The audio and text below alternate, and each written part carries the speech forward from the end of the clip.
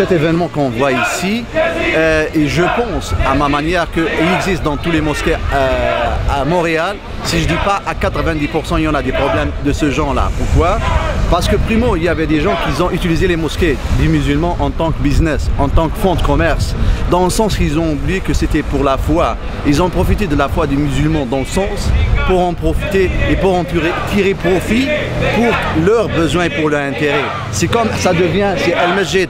Ça, c'est le masjid de Al-Jaziri, l'autre c'est le masjid de M. Yacoub, l'autre le masjid de Flan, et ainsi de suite. C'est comme ils réclament, c'est comme c'est un bien qu'ils ont hérité de leurs parents, de leur famille. Ce que je pose la question actuellement à toutes les mosquées, à tous les musulmans qui sont vraiment fidèles à leur foi, de protéger nos mosquées. Jaziri, on veut pas le retour de Jaziri, on veut pas le retour de Jaziri.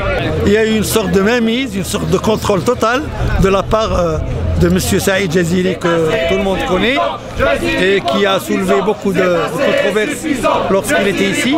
Et malgré qu'il soit derrière les barreaux, bien qu'il soit maintenant détenu à San Diego, aux États-Unis, il continue quand même à diriger à distance les tenants et aboutissants de l'association coranique de Montréal. Ces membres-là, ou bien ces personnes-là, n'écoutent personne. Ils essaient toujours de diriger par eux-mêmes les biens de l'association ainsi que les locaux. Pour cela, nous, membres de l'association, on a appelé à une assemblée générale extraordinaire qui s'est tenue le 9 octobre 2011 et ils ont élu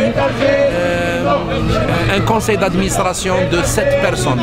Ce conseil d'administration élu, maintenant, il est le seul et unique conseil qui gère les biens et qui administre les biens et les locaux de l'association coranique de Montréal. On ne veut pas le retour des Jaziri, on veut pas le retour des Jaziri, on veut pas le retour des Jaziri, on veut pas.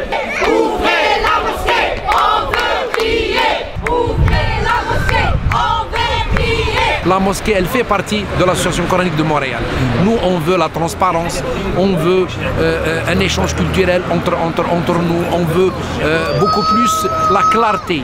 Et ce conseil d'administration, vraiment, il est extraordinaire. Il est prêt à prendre en main la gestion et la destinée et l'administration de cette association. Nous avons une stratégie bien définie et la meilleure stratégie, c'est celle de faire les choses comme elles doivent être faites. Nous sommes, n'oublions pas, dans un pays démocratique qui croit beaucoup à la loi et qui croit au droit, et donc nous, on a suivi le chemin légal pour pouvoir arracher et avoir nos droits. C'est assez suffisant, Jaziri pendant 10 ans, c'est assez suffisant.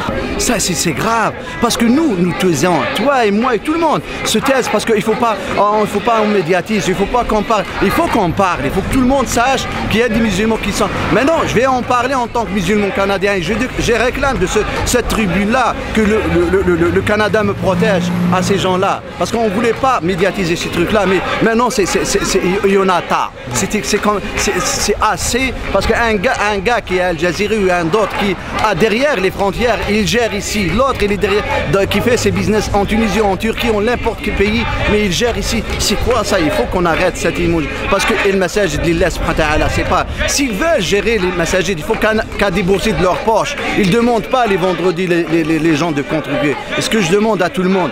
Et je remercie MTL pour sa présence et je suis tellement fier de vous quand même. Merci quand même. Merci.